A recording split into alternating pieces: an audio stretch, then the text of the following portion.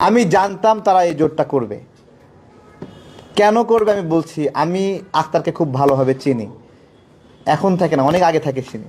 তার মাইন্ডসেট আমি জানি সে কোন দিকে যাবে, এবং সে পুরো সিস্টেমটাকে ওইদিকে নিয়ে যেতে বাধ্য করছে।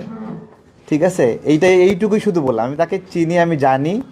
ঠিক আছে, আমরা যা দেখি সব এরকম এতটা সাদা না, সাদা কাপড় পরলেই সাদা হয় না।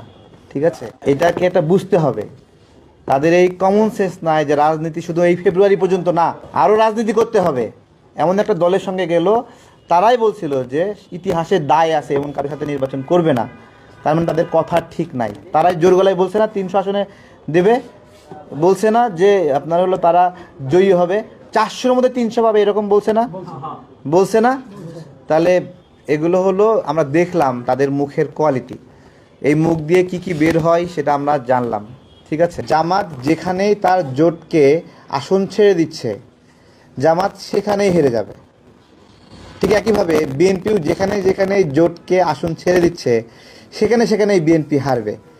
সুতরাং কে, এইটা ওই দলের, ওই বড় দলের একক শক্তিমত্তার উপর নির্ভর করছে, তাদের একক সমর্থনের উপরে। অনেক বেশি আসন ছেড়ে যাওয়া মানে বিজয়ী হওয়া না, অনেক বেশি আসন ছেড়ে যাওয়া মানে অনেক জায়গায় পরাজিত হওয়া। সুতরাং এই জোট যারা করেছে, যাও কিছু আসন পেত গড়ে পড়তায়, তাদের অবস্থা আরও নাজেহাল হবে। এনসিপি থেকে যে নারী ফিগারগুলো ছিল, এই যে ভাঙনের সুর, তারা সবাই বেরিয়ে গেল এবং জামাত আতঙ্কে বেরিয়ে গেল, এই বিষয়টাকে আপনি কিভাবে দেখেন?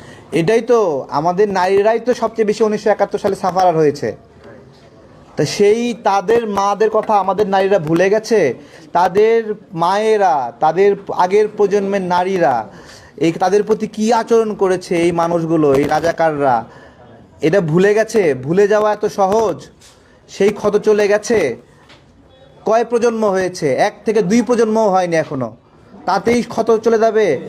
10 প্রজন্ম পার হতে দেন, তারপরে সেই ধর্ষণ, গণহত্যা 71-এ সেগুলো ভুলবে।